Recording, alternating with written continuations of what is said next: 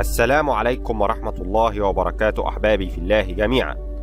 سنتكلم اليوم بإذن الله تعالى عن كائنا شيطانية من كائنات عالم الجن السفلي، وهي الثعالي ساحرات عالم الجان. وصفها كتاب شمس المعارف بدقة كبيرة، حيث جاء في وصف هذا الكائن الشيطاني أن جسمها مليء بالشعر كأنها قرد، ولها قرون تشبه الخشب، وعارية الجسم، وتشبه العنزة في شكل وجهها، وسوداء اللون، تمتلك أنيابا طويلة وعيونا مشقوقة كالبرق الخاطف، ولها أنف أحمر وفم واسع وأسنان طويلة.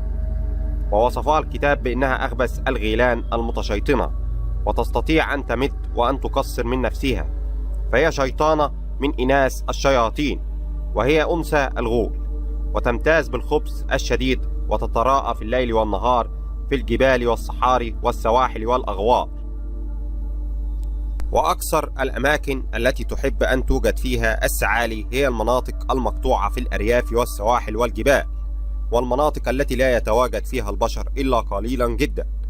ومن عجائب هذه المخلوقة الشيطانية إنها تستطيع مسخ نفسها فقط أثناء حصارها من قبل الذئب، حيث أن الذئب الكائن الوحيد الذي يستطيع أكلها، لذلك تصدر صوتا كالرعد الخاطف ورياح شديدة، وتمسخ نفسها في أقبح صورة لإخافة الذئب.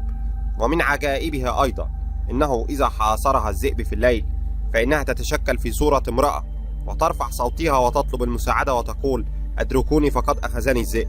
وربما قال: من ينقذني منه له 1000 دينار.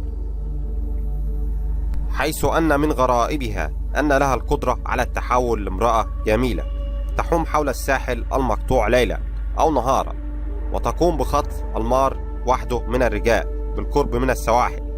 وهناك الكثير من القصص عن اختفاء حقيقي لرجال اختطفتهم الثعالي. ومن عجائبها أيضا إنها تظهر ليلا في الأرياف على شكل غطاء أو كيس مخدة بيضاء، وتطوف حول النخل العالي، وتمد نفسها لتصبح بطول النخلة لإخافة المار وحده من المكان.